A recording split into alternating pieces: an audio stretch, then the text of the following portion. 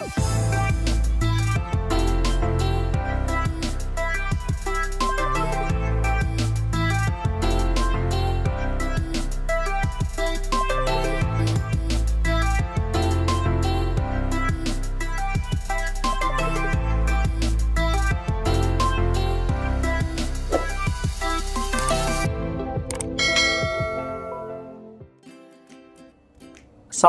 warahmatullahi wabarakatuh.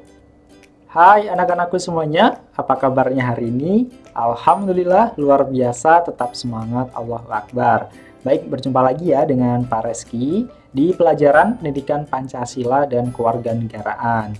Nah, untuk pertemuan hari ini Bapak akan membahas terkait soal-soal yang sudah kalian kerjakan, yaitu soal penilaian tengah semester 2 atau PTS 2. Ya, jadi harapannya soal-soal yang kalian kerjakan di sini, apabila ada yang belum paham, nanti setelah materi ini kalian bisa lebih paham pastinya ya.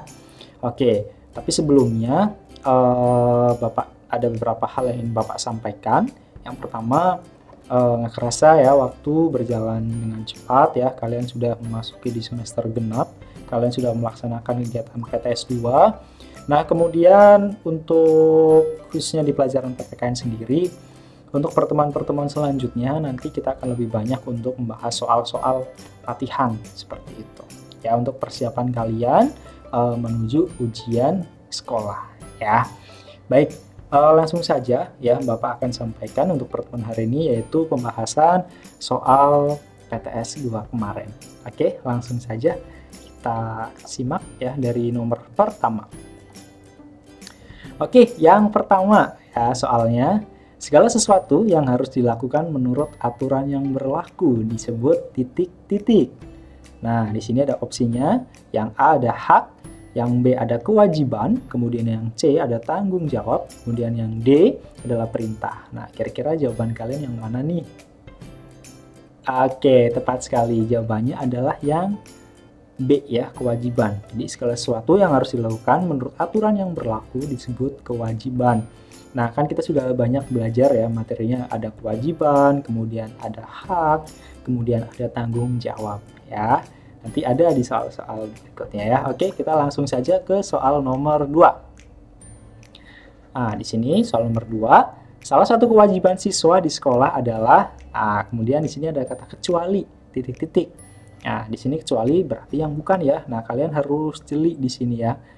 Seperti itu. Yang A, taat kepada guru. Yang B, membantu orang tua. Yang C, tertib saat belajar di kelas. Atau yang D, ikut bertanggung jawab menjaga kebersihan kelas. Nah, jawaban kalian yang mana nih?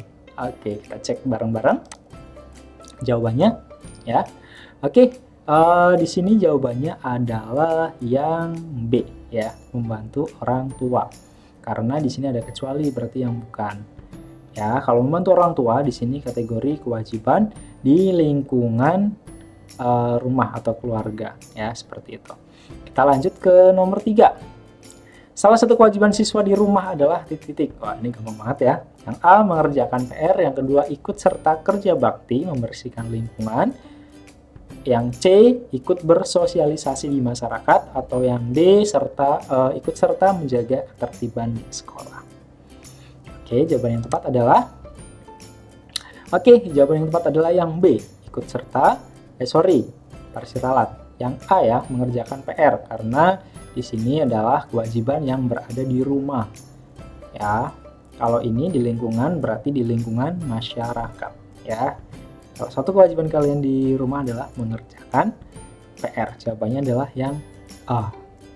Oke, kita lanjut ke nomor 4. Dampak melaksanakan kewajiban di rumah, yaitu titik-titik. Yang A, terjadinya pertengkaran antar saudara. Yang B, keluarga menjadi tidak harmonis. Yang C, rumah menjadi kotor. Atau yang D, tercipta kenyamanan. Nah, yang mana nih jawaban kalian kemarin? Oke, kita kunci jawabannya ya, kita buka. Oke, jawabannya adalah yang D ya, tercipta kenyamanan ya, dampak dari melaksanakan kewajiban di rumah. Nah, itu yang sering Pak Resi sampaikan ya, antara hak dan juga kewajiban itu harus dilaksanakan secara balance atau secara seimbang seperti itu. Oke, kita lanjut lagi ke soal nomor 5. Ya, pelaksanaan hak dan kewajiban harus imbang. Berikut akibat yang ditimbulkan jika seseorang hanya menuntut hak tanpa melaksanakan kewajiban saja. Nah, berarti yang mana nih? Baru tadi kita bahas ya. Yang A mendapatkan banyak keuntungan, yang B memperoleh kemudahan dalam segala hal, kemudian yang C mendapatkan banyak teman, ataukah yang D menimbulkan keresahan dan tidak nyaman. Nah, ini jika antara hak dan kewajiban ini tidak balance nih, nggak seimbang nih. Nah, kira-kira akan terjadi apa nih? Ya, pastinya dampak negatif ya. Oke, kita coba cek jawabannya. Ya, jawabannya adalah yang D, ya, akan menimbulkan keresahan dan juga rasa tidak nyaman ketika kita hanya menuntut kewajiban saja ya, tidak melaksanakan. Kita hanya menuntut hak saja tanpa melaksanakan kewajiban ya. Nanti akan terjadi keresahan dan juga tidak nyaman atau ketidaknyamanan ya. Oke, lanjut ke soal nomor 6. Ya, di sini salah satu hak sebagai seorang pelajar adalah titik-titik. Yang A mendapatkan pendidikan yang layak, yang B disiplin mengikuti pelajaran, yang C mengerjakan tugas tepat waktu, ataukah yang D belajar dengan sungguh-sungguh. Nah, yang mana nih? Oke, kita coba cek jawabannya. Ya, tepat sekali jawabannya adalah yang A ya, yaitu mendapatkan pendidikan yang layak. Ini merupakan hak dari seorang pelajar, seperti itu. Kita lanjut ke soal nomor 7 ya. Contoh melaksanakan kewajiban di masyarakat adalah titik-titik. Yang pertama mengerjakan tugas sekolah, atau yang B ikut serta kerja bakti membersihkan lingkungan, kemudian yang C membantu ayah membersihkan rumah, atau yang D mendengarkan guru saat mengajar. Oke, kewajiban di masyarakat nih, ada kata kuncinya di masyarakat. Berarti yang paling tepat jawabannya adalah ya, tepat sekali yang B ya, ikut serta kerja bakti membersihkan lingkungan.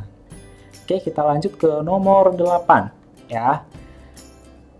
Hak-hak dasar yang dimiliki setiap manusia sebagai anugerah dari Tuhan Yang Maha Esa, yang dibawa sejak lahir. Nah, ini termasuk yang mana nih? Atau yang A tanggung jawab, yang B kewajiban, yang C hak asasi manusia, atau yang D adalah perintah. Nah, kira-kira yang mana nih? Oke, langsung saja. Ya, jawabannya adalah yang C, hak asasi manusia atau HAM. Ya, merupakan hak yang dimiliki manusia ya dari sejak lahir, kemudian memang sebagai anugerah dari Tuhan Yang Maha Esa. Seperti itu penjelasannya. Oke, yang nomor 9 kita lanjut. Mendapatkan suasana kelas yang nyaman merupakan titik siswa di sekolah. Yang A perintah, yang B tanggung jawab, yang C kewajiban, atau yang D adalah hak. Nah, jawabannya adalah yang D. Ya, mendapatkan suasana kelas yang nyaman merupakan hak siswa di sekolah ya. Karena kalau kalian kelasnya nggak kondusif ya, otomatis belajarnya pun nggak maksimal seperti itu. Oke, kita lanjut ke nomor 10 ya. Setiap warga negara memiliki hak yang sama. Nah, salah satu contoh hak yang sama adalah titik-titik. Mendapatkan pelayanan hukum yang berbeda, yang B mendapatkan perlakuan yang sama sebagai warga negara, ataukah yang C mendapatkan pelayanan kesehatan yang berbeda, ataukah yang D mendapatkan saran dan fasilitas sesuai status sosialnya. Nah, kira-kira jawabannya yang mana nih kalian? Oke, kita coba cek. Nah, tepat sekali jawabannya adalah yang B, mendapatkan perlakuan yang sama sebagai warga negara ya. Jadi tidak ada diskriminasi atau tidak ada perbedaan antar satu sama lain seperti itu. Kemudian yang nomor 11 ya, di bawah ini yang bukan termasuk hak sebagai siswa di sekolah adalah yang bukan nih ya, berarti yang mana? Yang A mendapat pengajaran dari guru, yang B mendapatkan bimbingan dari guru, yang C mendapatkan kehidupan yang layak, atau yang D mengikuti kegiatan sekolah. Oke, jawabannya adalah yang C ya, mendapatkan kehidupan yang layak, karena yang A, B, dan D di sini dalam kategori siswa di sekolah ya. Oke, nomor 12 lanjut. Tanggung jawab adalah titik-titik. Nah, Yang A, perwujudan kesadaran akan kewajiban. Kemudian yang B, hak-hak dasar yang dimiliki setiap manusia sebagai anugerah Tuhan yang Maha Esa yang dibawa sejak lahir. Atau yang C, sesuatu yang didapatkan atau diterima seseorang jika telah melakukan serangkaian kegiatan. Atau yang D, segala sesuatu yang harus dilakukan menurut aturan yang berlaku. Nah, yang mana nih? Oke, kita coba cek jawabannya. Ya, tepat sekali yang A ya. Jadi tanggung jawab itu merupakan perwujudan akan kesadaran dan juga kewajiban. Oke, kita lanjut nomor 13 ya. Contoh tanggung jawab terhadap keluarga adalah titik-titik. Nah, ini yang mana nih? Yang A, bertengkar dengan saudara. Yang B, menjenguk teman yang sedang sakit. Yang C, melaksanakan ibadah tepat waktu. Ataukah yang D, menjaga nama baik keluarga? Nah, yang mana nih? Tanggung jawab terhadap keluarga. Nah, kita langsung aja. Ya, jawabannya adalah D ya, menjaga nama baik keluarga. Ini merupakan suatu tanggung jawab semua anggota keluarga ya. Seperti itu. Oke, nomor 14 ya. Melaksanakan ibadah tepat waktu adalah bentuk tanggung jawab terhadap yang A, keluarga, yang B, bangsa dan negara, yang C, Tuhan yang Maha Esa, ataukah yang D, orang lain. Nah, coba kita cek. Ya, tepat sekali jawabannya adalah yang C ya. Melaksanakan ibadah tepat waktu adalah bentuk tanggung jawab terhadap Tuhan yang Maha Esa ya. Kita sebagai orang muslim ya, sudah kewajiban ya, kita dalam hal ibadah ya harus dilaksanakan secara tepat waktu. Ketika sudah azan ya, kita harus bergegas untuk melaksanakan sholat, misal seperti itu ya. Oke, nomor 15 ya. Di bawah ini yang tidak termasuk contoh hak di lingkungan masyarakat adalah titik. Yang A, bebas menyampaikan pendapat dan berorganisasi. Yang B, hidup tenang dan damai. Yang C, mendapatkan pelayanan yang sama. Atau yang D, mendapatkan makan dan minum. Nah, ini yang mana nih? Oke, kita coba cek jawabannya. Ya, jawabannya adalah yang D ya, yaitu mendapatkan makan dan minum ya. Ini yang tidak termasuk contoh di lingkungan masyarakat ya. Oke, nomor 16. Di sini sikap yang mencerminkan sila pertama Pancasila adalah yang A, menghormati hak asasi manusia atau HAM, yang B, takwa kepada Tuhan yang Maha Esa, yang C, bersikap adil terhadap sesama manusia, atau yang D, mencintai produk dalam negeri. Nah, ini gampang banget nih. Sila pertama ya, berarti jawabannya adalah yang B ya, takwa kepada Tuhan yang Maha Esa. Oke, kita lanjut ke nomor 17. Sikap yang mencerminkan sila kedua Pancasila. Yang A, saling menghormati antar umat beragama. Yang B, saling tolong-menolong antar sesama. Kemudian yang C, mencintai produk dalam negeri. Ataukah yang D, mementingkan kepentingan negara. Nah, yang mana nih? Oke, kita cek. Ya, tepat sekali jawabannya adalah yang B. Ya, saling tolong-menolong antar sesama. Ini sila kedua ya, sila kemanusiaan. Lanjut ke nomor 18 ya. Sikap yang mencerminkan sila ketiga. Ya, dalam Pancasila nih, sila ketiga. Yang A, takwa kepada Tuhan yang Maha Esa. Yang B, bersikap adil terhadap semua manusia. Atau yang C, cinta tanah air. Ataukah yang D, menghargai karya orang lain. Nah, jawaban kalian yang mana nih? Oke, kita cek. Ya, tepat sekali jawabannya adalah yang C ya, cinta tanah air. Ya, ini merupakan cerminan dari sila ketiga. Yang nomor selanjutnya, hidup rukun antar umat beragama merupakan penerapan sila ke-titik dalam Pancasila. Nah, hidup rukun beragama kaitannya dengan sila ke-1 ya, ketuhanan yang Maha Esa. Kita harus saling menghormati, saling menghargai antar pemeluk agama satu sama lain ya. Jangan sampai terjadi adanya konflik antar agama. Ya, seperti itu. Kita lanjut. Menggunakan produk dalam negeri merupakan penerapan sila ke-titik dalam Pancasila. Yang 1, 2, 3, atau keempat. Oke, jawaban yang tepat adalah yang C ya, yang ketiga. Ya, ini persatuan ya, karena kita harus mencintai produk-produk kita agar bisa bersaing dengan produk-produk asing ya, karena sekarang sudah berlaku pasar bebas. Ketika produk-produk kita tidak ada yang beli ya, pasti akan jatuh ya. Kemudian ya akan terjadi pasar yang tidak seimbang ya antara produk kita dari Indonesia sendiri dengan produk asing seperti itu.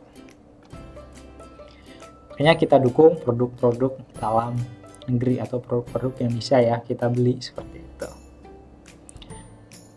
Oke, selanjutnya nomor 21 ya, menghargai hak dan kewajiban orang lain merupakan penerapan sila ke titik. Nah, ini kaitannya dengan penerapan Pancasila ya. Oke, kita kunci jawabannya. Oke, jawabannya adalah yang B ya, kedua.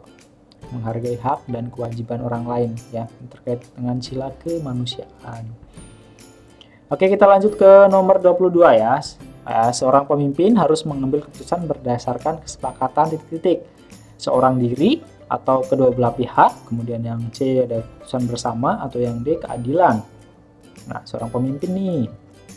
Oke, kita cek jawabannya. Ya, jawabannya adalah yang C, secara bersama-sama ya.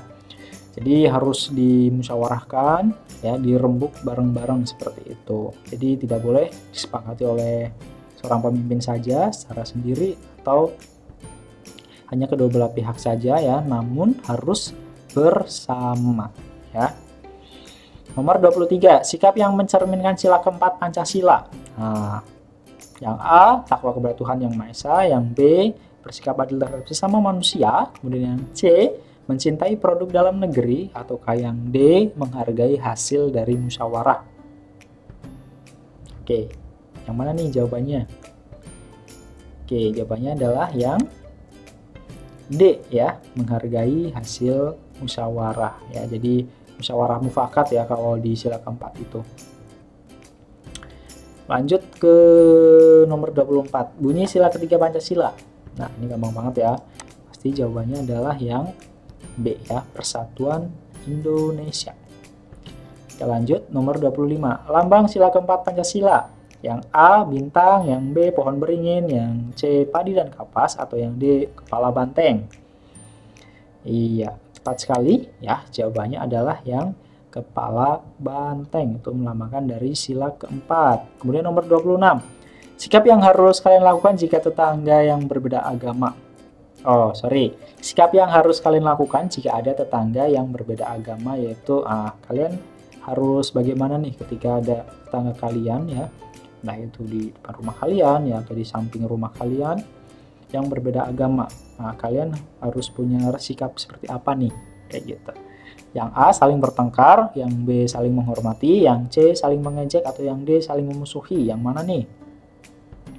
Oke, tepat sekali, jawabannya adalah yang B ya, saling menghormati satu sama lain walaupun berbeda agama ya. Nomor 27, salah satu nilai yang tercermin dalam sila kelima Pancasila. Apa nih kira-kira? Oke, jawaban yang paling tepat adalah yang B ya di sini ya, bersikap adil kepada semua teman ya. Jadi tidak membedakan antar satu sama lainnya. Lanjut ke nomor 28, tujuan dari adanya musyawarah adalah untuk mencari titik-titik. A, pendapat, B, perdebatan, yang C, mufakat, atau yang D adalah perselisihan. Oke, jawabannya adalah yang C. Yang tujuannya di sini adalah mencari mufakat ya. Keputusan bersama seperti itu. Kemudian nomor 29, pada saat musyawarah harus saling menghargai dan menghormati pendapat orang lain agar terciptanya titik-titik. Yang A, perselisihan, yang B, pertengkaran, yang D, kerukunan, atau yang D, perdebatan. Oke, jawabannya adalah C, kerukunan ya. Nomor 30, perilaku yang mencerminkan nilai-nilai Pancasila yang terkandung dalam sila keempat di sekolah adalah, ini sila keempat nih di sekolah nih. Nah, kira-kira yang mana? Yang A, berdoa sebelum kegiatan pembelajaran dimulai. Yang B, melakukan musyawarah untuk memilih ketua kelas. Atau yang C, berlaku adil terhadap teman. Ataukah yang D, menjenguk teman yang sakit. Nah, yang mana nih jawaban kalian? Oke, kita kunci jawabannya ya. Ya, tepat sekali, jawabannya adalah yang B. ya, melakukan musyawarah untuk memilih ketua kelas. Ini merupakan penerapan dari sila keempat ya, dengan ketua kelas, kemudian ada seksi-seksi ya, pengurus kelas seperti itu. Kemudian kalau di mungkin ke kelas kalian ya yang SMP, ada pemilihan ketua OSIS seperti itu. Ini merupakan cerminan dari demokrasi ya, sila keempat seperti itu. Oke, kita lanjut ke nomor 31 ya, dampak melaksanakan kewajiban di sekolah. Ya, tentu kalian diminta salah satu aja sih ya dampaknya. Ketika kalian melaksanakan kewajiban di sekolah ya pasti akan terjadinya suasana yang tertib ya, suasana yang nyaman dalam kegiatan KBM ya. Mungkin berbeda dengan kalian yang tidak melaksanakan kewajiban ya, misal tidak mengerjakan PR pasti akan ditegur oleh guru ya kan. Ketika kalian terlambat juga pasti akan ditegur juga ya, dinasehati seperti itu. Jadi ketika dampak kalian melaksanakan kewajiban dengan baik ya, pasti akan tercipta suasana yang tertib, aman dan nyaman ya. Kemudian nomor 32, contoh kewajiban di rumah. Nah, ini salah satu bentuk kewajiban kalian di rumah ya, apalagi selama daring ini ya. Ya, kita membantu ya pekerjaan orang tua di rumah, semisal itu membersihkan tempat tidur ya. Itu kalian udah menginjak mau ke remaja ya. Jadi harus bisa mandiri ya, membersihkan ya atau membereskan tempat tidur kalian sendiri, minimal itu ya, atau membantu menyapu ya, kalau bisa membantu memasak mungkin ya di dapur ya. Oke, kemudian nomor 33 ya, sesuatu yang didapatkan atau diterima seorang jika telah melakukan serangkaian kegiatan. Nah, ini sesuatu yang didapatkan ya, atau yang kita terima nih ketika kita sudah melaksanakan serangkaian kegiatan. Nah, ini disebut hak ya, tadi kan udah ada ya, hak, kewajiban, dan juga tanggung jawab. Nah, ini jawabannya adalah hak ya. Kemudian nomor 34, mematuhi aturan yang berlaku merupakan bentuk tanggung jawab kepada aturan yang berlaku. Di sini tentunya tanggung jawab terhadap diri sendiri ya, terhadap orang lain ya, terhadap perintah juga kayak gitu. Jadi bentuknya kompleks ya. Karena tanggung jawab ini sejatinya ya luas ya. Tidak hanya kepada diri sendiri, tidak hanya kepada orang lain ya, bisa kepada orang tua ya, kepada guru, tergantung di mana kita melaksanakan tanggung jawabnya seperti itu. Kemudian makhluk monodualis atau monodualisme. Nah, di sini merupakan makhluk individu dan makhluk sosial. Waktu itu sudah pernah Parsi bahas ya. Jadi makhluk monodualis itu memang manusia itu ada kalanya dia sebagai makhluk individu dan makhluk sosial. Ketika makhluk individu ya mungkin seperti kalian sedang mengerjakan entah itu ujian ya, entah itu ulangan ya, kalian sebagai makhluk individu di situ ya, tidak bekerja sama dengan orang lain. Tapi berbeda halnya ketika kalian sedang bersosialisasi ya, melaksanakan piket kelas ya, itu kan udah ada grupnya, udah ada kelompoknya. Nah, itu dilaksanakan secara bersama-sama ya, seperti itu. Oke, kemudian nomor 36, saling menghormati antar umat beragama termasuk pengamalan sila jadi di atas juga udah sempat Parsi bahas, yaitu sila pertama ya, sila ketuhanan yang Maha Esa. Kemudian nomor 37, menolong tetangga yang terkena musibah termasuk pengamalan sila berapa nih? Nah, terkait dengan sila kemanusiaan berarti sila kedua ya dalam Pancasila, nomor 37. Ya, kemudian lanjut ke nomor 38. Contoh perilaku yang mencerminkan sila ketiga. Nah, ini Pak Reski minta kalian untuk mencontohkan ya salah satu perilaku dari sila ketiga ya. Salah satunya menjaga persatuan kesatuan bangsa ya. Rasa cinta terhadap tanah air ya, itu merupakan cerminan dari sila ketiga. Kemudian bunyi dari sila keempat. Nah, apa nih bunyinya? Tadi kan lambangnya kepala banteng ya. Nah, di sini bunyi dari sila keempat adalah kerakyatan yang dipimpin oleh hikmat kebijaksanaan dalam permusyawaratan perwakilan. Oke, next, last question, number 40 ya, nomor 40. Musyawarah merupakan pengamalan dari sila keberapa nih? Ya, tadi kan musyawarah mufakat ya, sudah Pak Reski sampaikan. Di sini termasuk kategori dari sila 4 ya, musyawarah mufakat, sirah kerakyatan. Oke, baik anak-anakku semuanya ya. Jadi untuk pembahasan soal-soal ini ya alhamdulillah sudah selesai. Ya, seperti itu kita cukupkan ya untuk pertemuan hari ini ya. Semoga apa yang Bapak sampaikan ya dapat bermanfaat untuk kalian semuanya. Ya, dan kalian yang tadinya belum begitu paham menjadi paham, dan yang sudah betul menjadi lebih paham lagi, seperti itu. Baik, mungkin itu saja ya materi yang bisa Bapak sampaikan untuk pertemuan hari ini. Kurang lebihnya mohon maaf. Terima kasih. Baris akhiri. Billahi taufiq wal hidayah. Wassalamualaikum warahmatullahi wabarakatuh.